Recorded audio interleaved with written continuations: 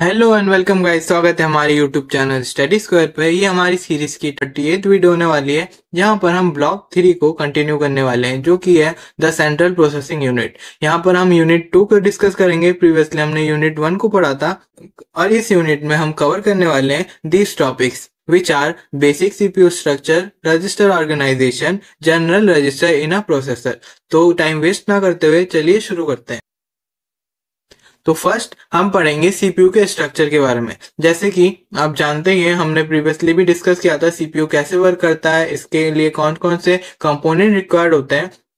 तो इस लेक्चर में हमको कोई डिफिकल्टी नहीं आएगी टू अंडरस्टैंड और ग्रैस्प एनी टॉपिक। तो पहले हम इसके रोल के बारे में देखेंगे। जैसे कि आप देख सकते हैं, हमको पहले से भी पता होगा कि सीपीयू क्या होता है, ब्रेन ऑफ अ कंप्यूटर होता है। एग्जैक्टली तो ये क्या करेगा, जो भी कंप्यूटेशन से रिगार्डिंग जो भी प्रोसेसिंग वगैरह होती है उससे ये डील कर रहा होता है, जो कि हमने बचपन से सुना है।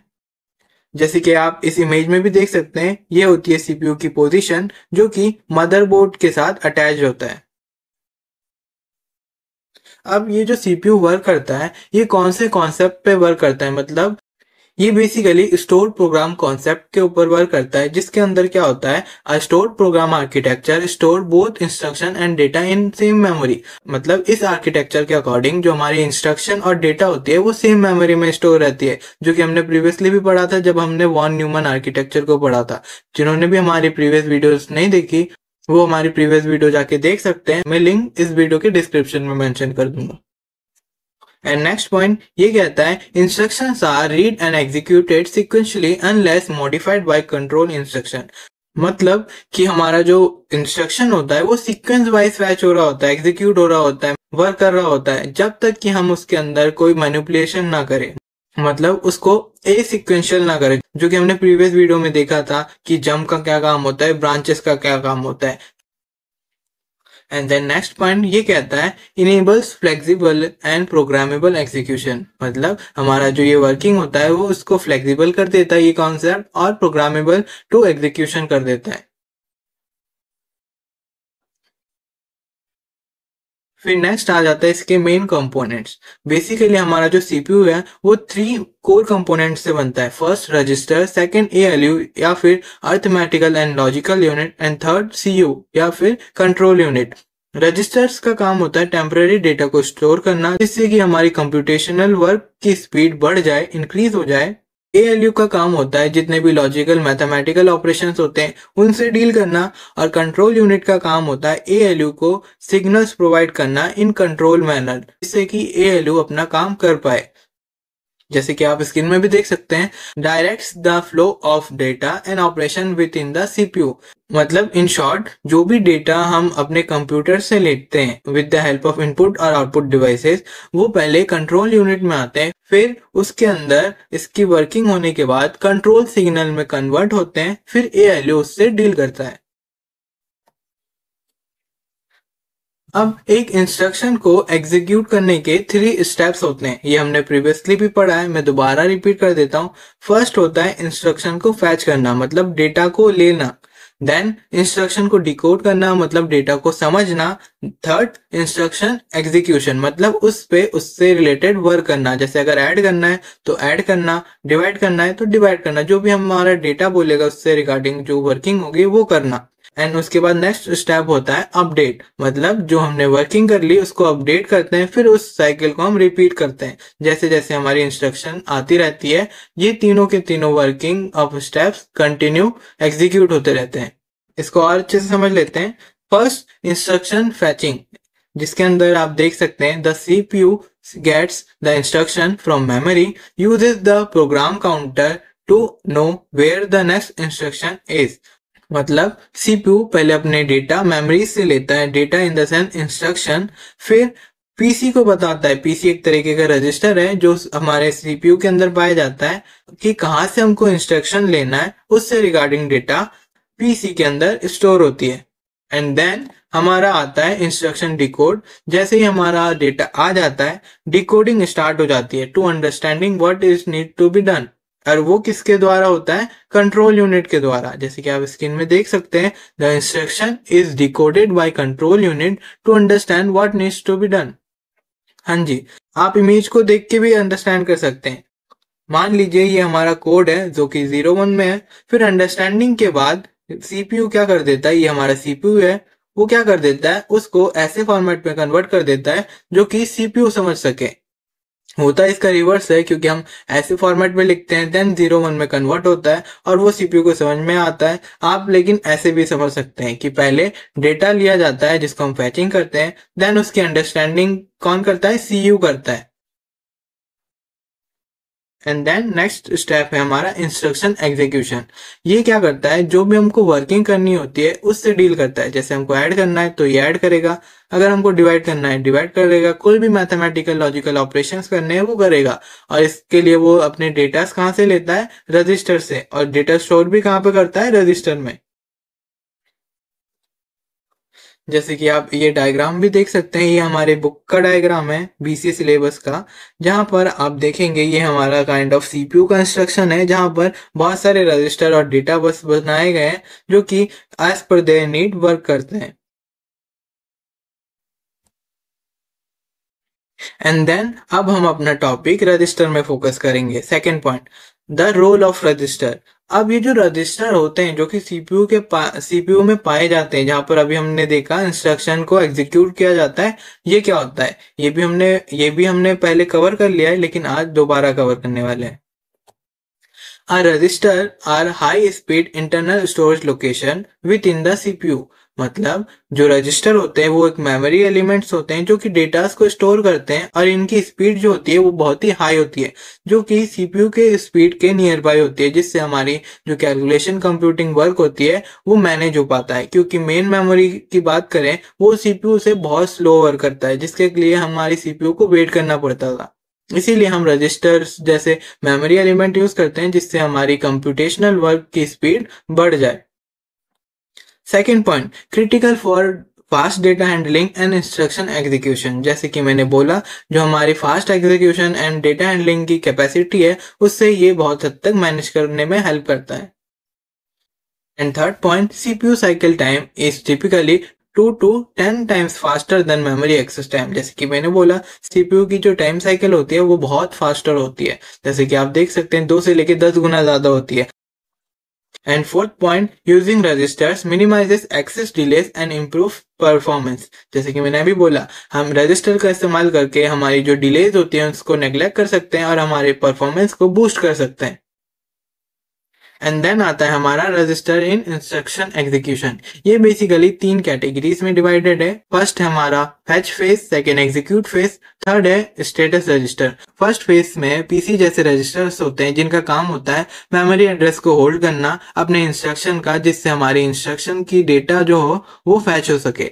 सेकेंड हमारा एग्जीक्यूट फेज, इसके अंदर हमारी जो रजिस्टर्स आते हैं वो काइंड ऑफ स्टोरिंग वैल्यूज के लिए इस्तेमाल होते हैं। जब जब हमारी वैल्यू को वैल्यू चाहिए होती है वो इन्हीं रजिस्टर्स में से लेता है और कंप्यूट करने के बाद इन्हीं रजिस्टर्स में अपने डेटा को सेव करता है। देन आता है हमारा स्टेटस रजिस्टर।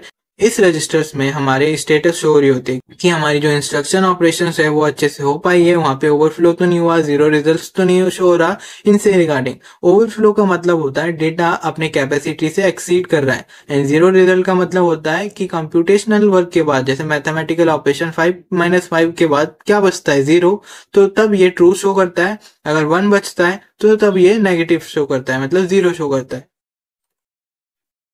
देन आता है हमारा कंट्रोल फ्लो इंस्ट्रक्शन। इसमें क्या होता है, basically most instructions follow a sequential flow. जैसे कि मैंने अभी बोला, जो हमारे मोस्ट ऑफ द इंस्ट्रक्शंस होते हैं वो as per the sequence work कर रहे होते हैं, लेकिन कभी कभार क्या होता है, हम ब्रांच जंप जैसे अलग अलग कीवर्ड्स का इस्तेमाल करके एक्सेप्शन क्रिएट करते हैं। तब हमारा जो नॉर्मल फ्लो है वो थोड़ा डिस्टर्ब होता है। तब क्या होता है, हमारा जो सीक्वेंशियल फ्लो है वो नॉन सीक्वेंशियल हो जाता है। एंड देन आता है हमारा टाइप्स ऑफ रजिस्टर। अब जब हम इतने रजिस्टर कर रहे हैं तो टाइप्स तो जानना मैंडेटरी है। तो बेसिकली हमारे पास 2 टाइप्स के होते हैं रजिस्टर, जो कि 2 मेन कैटेगरीज में डिवाइडेड होते हैं। फर्स्ट है हमारा programmer visible register and second you can see status and control register. Programmer register हम यूजर के द्वारा इस्तेमाल कर पाते हैं, यहाँ पर आप देख सकते हैं यूज डायरेक्टली एंड राइटिंग और running programs used by programmers. ये रजिस्टर प्रोग्रामर के द्वारा इस्तेमाल किए जाते हैं डायरेक्टली, और जो स्टेटस एंड कंट्रोल रजिस्टर्स होते हैं वो प्रोग्रामर या यूजर के द्वारा इस्तेमाल नहीं किए जाते। वो कौन इस्तेमाल करता है? सीपीयू इस्तेमाल करता है। जैसे कि आप देख भी सकते हैं, help manages how the CPU operates not for direct use. मतलब इसका डायरेक्ट कंट्रोल रहता है सीपीयू के पास, नन अदर देन एनीवन। इन दोनों को और डिटेल में देख लेते हैं। First, programmer visible register. ये बेसिकली 4 टाइप के होते हैं जिनका अलग अलग पर्पस होता है, जैसे कि आप स्क्रीन में देखिए। फर्स्ट है हमारा general purpose, second data register, third address register, fourth condition code register. First, general purpose register का काम होता है hold temporary data values for calculation. मतलब वैल्यूज को होल्ड करता है temporary for calculation. Data register का काम होता है स्पेशली फॉर होल्डिंग डेटा। ये भी सिमिलरली जनरल पर्पस की तरह ही होता है, specially design for holding the data. And third है हमारा एड्रेस रजिस्टर। जैसे कि हमारी कैलकुलेशन में नेक्स्ट कौन सा हमको डेटा फैच करना है, कौन सा हमको वर्क कहाँ से लाना है, ये सारे डेटास के एड्रेसेस, मेमोरी लोकेशन के एड्रेसेस कहाँ पर सेव रहती है? एड्रेस रजिस्टर्स में सेव रहती है। फिर देन हमारा लास्ट आता है कंडीशन कोड रजिस्टर। इसका काम होता है होल्ड रिजल्ट फ्लैग्स, जैसे जीरो, ओवरफ्लो साइंस। जैसे कि मैंने अभी बोला कि जीरो का काम होता है कि कैलकुलेशन करने के बाद क्या आउटपुट बची है उससे रिगार्डिंग स्टेटस शो करना। ओवरफ्लो का काम होता है कि कोई डेटा एक्सीड तो नहीं कर रहा उसके लिमिट से, उससे रिगार्डिंग इंफॉर्मेशन प्रोवाइड करना।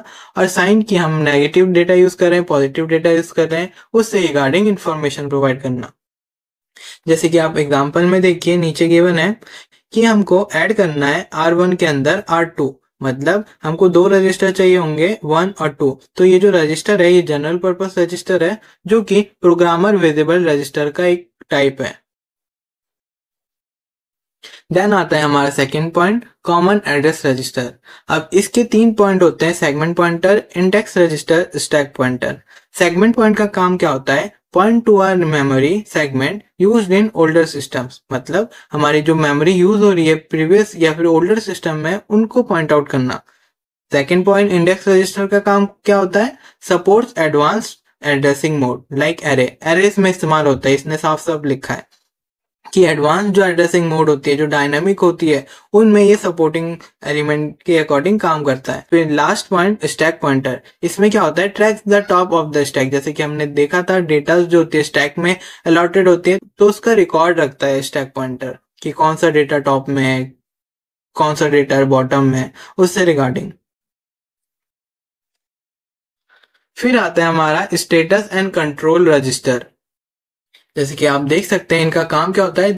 These registers help the CPU to keep track of what's happening internally. CPU को एक अनदर मसल दे देता है जिसके अंदर CPU ट्रैक कर पाता है कि क्या वर्क इंटरनली प्रोसेस हो रही है। इसमें आप देखेंगे हमारे पास 3 रजिस्टर्स हैं, program counter, instruction register and status flags. Program counter जैसे कि हम अभी तक पढ़ते आए, इसमें स्टोर होती है नेक्स्ट इंस्ट्रक्शन की एड्रेसेस। इंस्ट्रक्शन रजिस्टर में होल्ड होती है करंट इंस्ट्रक्शन की एड्रेसेस। एंड स्टेटस फ्लैग में स्टोर होता है करंट आउटपुट के स्टेटसेस, जैसे zero flag, sign flag, carry overflow flag, interrupt flag, etc। And then एक क्वेश्चन रेज होता है कि why not to have unlimited register, why should be using the slow speed memories.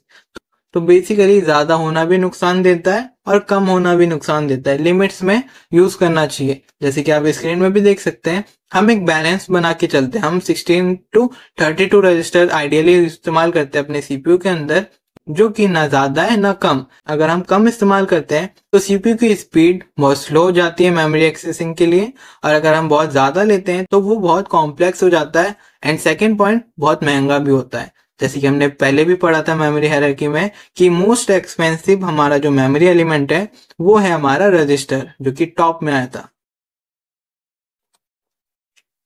Next topic आता है हमारा why register count matter. जैसे आप example में देख सकते हैं, अगर हमको 256 रजिस्टर को एक्सेस करना है तो हम 8 बिट का इस्तेमाल करते हैं, क्योंकि हम ओरिजिनली कौन से 2 कैरेक्टर का इस्तेमाल करते हैं, 0 और 1। तो 2 to the power 8 अगर करते हैं तो टोटल 256 यूनिक कैरेक्टर्स बनते हैं। इसी वजह से इसके अकॉर्डिंग, इस फॉर्मूला के अकॉर्डिंग हम 256 रजिस्टर को एक्यूरेटली एक्सेस कर पाते हैं, यूज कर पाते हैं। और वहीं पे अगर 1 MB मेमोरी की बात करें तो हमको कितने बिट रिक्वायर्ड होते हैं? 20, total 1 MB memory.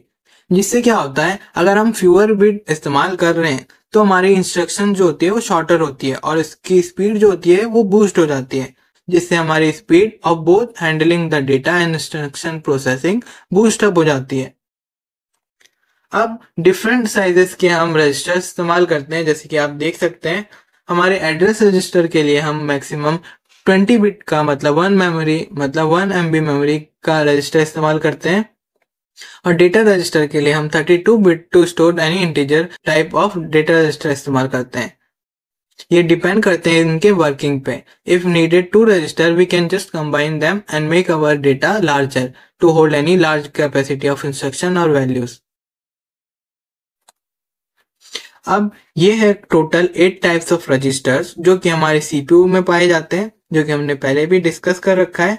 PCI general registers, control register, conditional code registers, memory address register, memory buffer register, status register. मैं इस वीडियो में इनको तो समझाने नहीं वाला क्योंकि हमने पहले ही पढ़ लिया है, तो आप इनको समझने के लिए हमारी प्रीवियस वीडियो देख सकते हैं। तो चलिए नेक्स्ट टॉपिक पे बढ़ते हैं, जो कि हमारा अब आता है स्पेशल केस। अब स्पेशल केस में हमारे पास आता है रिस्क मतलब RISC आर्किटेक्चर। ये एक ऐसा आर्किटेक्चर है जो रजिस्टर टू रजिस्टर वेरी करता है। इसमें आप देख सकते हैं फर्स्ट इसकी फुल फॉर्म दी गई है रिड्यूस्ड इंस्ट्रक्शन सेट कंप्यूटर। इसमें क्या होता है, हम बहुत सारे रजिस्टर का इस्तेमाल करते हैं जिनके अंदर हमारी इंस्ट्रक्शन फैच हो रही होती है। जैसे कि आप इसका गोल देख सकते हैं, हम अपने मेमोरी एक्सेस को रिड्यूस करते हैं। ये कौन सी memory access? Main memory access. जिसके कारण क्या हो जाता है, हमारी सीपीयू की स्पीड बढ़ जाती है और उसकी फंक्शनिंग भी इंक्रीज हो जाती है, क्योंकि हमारा काम जो हो रहा होता है वो रजिस्टर्स के अंदर ही हो रहा होता है और उसी में एग्जीक्यूट हो रहा होता है। तो हमको मेन मेमोरी की क्या रिक्वायरमेंट? कोई रिक्वायरमेंट नहीं है, जिससे हमारी स्पीड इसी में बूस्ट हो जाती है, जिससे हमारी एक्सेसिंग मेमोरी की जो स्पीड है वो कम हो जाती है। General register in a processor, इसमें क्या होता है, all processors use register for fast temporary storage during instruction execution. जो कि हमको पहले से मालूम है, सारे सीपीयूज क्या इस्तेमाल करते हैं? Register for maximum speed.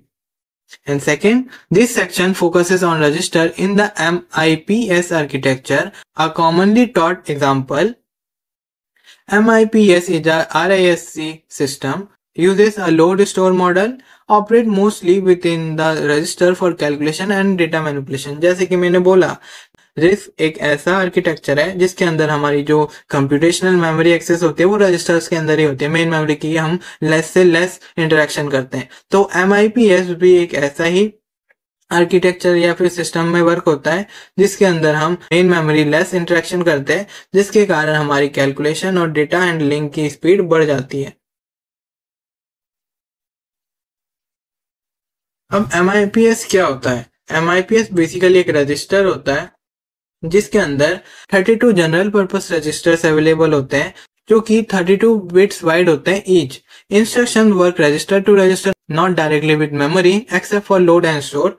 This design makes instruction simple, fast and regular. जैसे कि अभी अभी बोला मैंने, ये रजिस्टर टू रजिस्टर वर्क करता है, बस ये डेटा को स्टोर और लोड करने के लिए कम से कम इंटरेक्शन करता है विद आवर मेन मेमोरी। अब MIPS रजिस्टर की अगर ओवरव्यू की बात करें तो ये बेसिकली 32 रजिस्टर्स होते हैं, जो कि ईच 32 बिट वाइड एड्रेसेस होते हैं। फिर ये दो टाइप के होते हैं, बाय नंबर ये 32 होते हैं 0 से 31, एंड बाय नेम ये 7 कैटेगरी में डिवाइडेड होते हैं, जैसे कि argument register, temporary register, save register, global pointer register, stack pointer register, frame pointer register, return address. इसको और अच्छे से समझ सकते हैं, ये 3 कैटेगरीज में डिवाइडेड होते हैं। पहला होता है टेम्परेरी रजिस्टर, जो कि टेम्परेरी डेटा स्टोर करता है, जो कि $T0 से लेके $T7 तक होता है, जो कि टोटल 8 हो गए। फिर आता है सेव रजिस्टर, जो कि $S0 से लेके $S7 तक इंडिकेट होते हैं, जो कि नीडफुल डेटा को प्रिजर्व करके रखते हैं। एंड देन रेस्ट ऑफ आता है हमारा GP, SP, FP, RA, जो कि हमारे स्पेशल पर्पस रजिस्टर्स होते हैं। स्पेशल पर्पस रजिस्टर को आप अगर और डिटेल में पढ़ना चाहते हैं तो आप ये टेबल देख सकते हैं। इसको मैं डिटेल में नहीं पढ़ाने वाला हूँ क्योंकि हमारी वीडियो पहले से ही लॉन्ग हो चुकी है। आप इस स्क्रीन को पॉज करके इनकी डिटेल्स पढ़ सकते हैं। ये बहुत ही इजी टू अंडरस्टैंड है। और अगर उसके बाद भी अगर आपको कोई प्रॉब्लम होती है, प्लीज आप कमेंट्स में बताइए, मैं आपको जरूर रिप्लाई करूंगा। तो आज के लिए इतना ही था गाइस, मिलते हैं नेक्स्ट वीडियो में।